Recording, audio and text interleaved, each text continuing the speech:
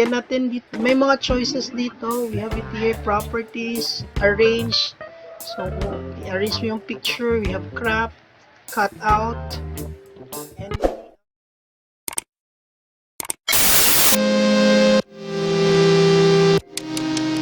hi everyone! Welcome back to my channel. This is Rev and this is Etc. Lanes where we share random tips and tutorials. Mahilig ka bang mag-post ng mga quotes sa social media accounts? Well, this time, don't post them without a graphic design. In this video, tuturo ko sa inyo kung paano gumawa ng quotes with graphic design plus on how to make YouTube thumbnail even without an editing software. So please stay tuned until the end of this video. At kung bago ka sa channel na ito, please consider subscribing by clicking the subscribe button below and don't forget to ring the notification bell to get updated of the new upload. So now, without further ado, para na sa computer ko. Magawa tayo ng quotes with graphic design using the website quotescover.com.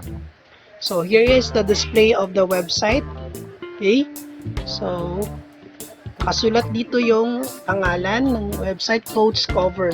So notice the symbol here, a padlock symbol. It means that this website is so there's nothing to worry about your safety or yeah. So this time we'll click now start creating for free. So the first step is choose dimension. So in choose dimension, in the step 1, so may mga suggested dito na dimension kung saan it is the ideal size for whatever social media na gagamitin mo ng quotes. So we have it here, Instagram, Facebook, Instagram post, Twitter, and all. We have also here LinkedIn post, YouTube, video, thumbnail. So later, after this, tuturo ko din sa inyo kung paano gagawa ng thumbnail na naka-HD. So alam naman natin na one of the factors na you view yung channel more, yung video, is because of the thumbnail. So but now, so gamitin mo natin itong dimension for Facebook post kung saan kadalasan nagpo-post tayo ng ating mga quotes sa Facebook. Okay, so step 2 of 3, so add text. So dito yun isusulat yung title or quotes na i-post mo. So this time, so gagamit tayo ng sample quotes here. So we have it here, this one, click design it.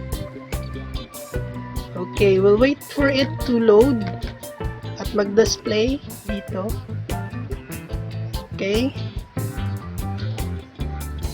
So instantly, so nag-produce siya ng quote at saka yung graphic design. So if you don't feel the text size or the font style, so i-click natin dito sa taas, text 1, and we have it here, the choices, the options, font size, the width and the height. You have also letter spacing and the line height. So you can use also the shuffle quotes font only kung magpipili kayo na randomly ng font style for. So that's it. So if you want to change also the background, you have also options here. Click this one. Okay. And as you can see, we have the image and uploads. So kung di mo gusto yung automatic na the picture, yung graphic sa likod ng text, so you may upload also here. Click mo lang ito and then direct sa file, sa location ng file, and automatically mag-a-attach. So for now, meron din tayo ditong random na choices ng background. So click natin. Okay.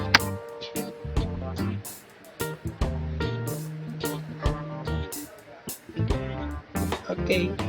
So as you can see, di masyadong makita yung text. Okay, so this one. So it's red. So yun na, you are done, and then kung gusto mo na, okay ka na sa text niyan or sa graphics, so you may just click download, wait for 10 seconds kasi we have not subscribed to this website, so we use this for free. So still wait 10 seconds. Click mo lang ito and then save it. And right away, you have now your codes with graphic design, and you can now post it in your Facebook. So this time in the same website sa coachcover.com, gagamitin natin to make a YouTube video thumbnail. So the same procedure. Okay, step 1. So we'll choose YouTube video thumbnail.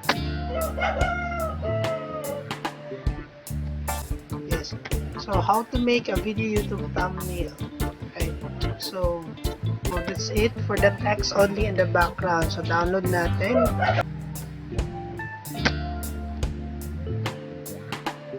Okay, and save. And there you go. You have it there. So now we'll use another website, which is this one, Pixlr.com. Okay, so this is another website, Pixlr.com. So check natin, still meron siyang padlock symbol, meaning this is safe and secure. So in here, we'll choose playful, advanced, and then playful tayo kasi itong advanced, hindi ko pa siya na-try. So try playful Pixlr X. Okay.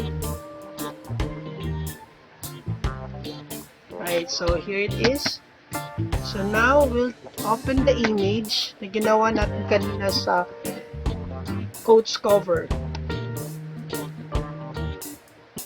So here is the picture. So lagyan natin dito, may mga choices dito. We have it here, properties, arrange. So arrange mo yung picture. We have crop, cut out, and many other tools. So try natin mag-add ng image. So browse. Okay, hanap tayo ng image, pawa dito sa channel. Okay,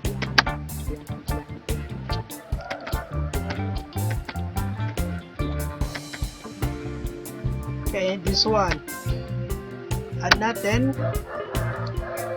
Okay, add current. Okay, this time, so we'll adjust the picture.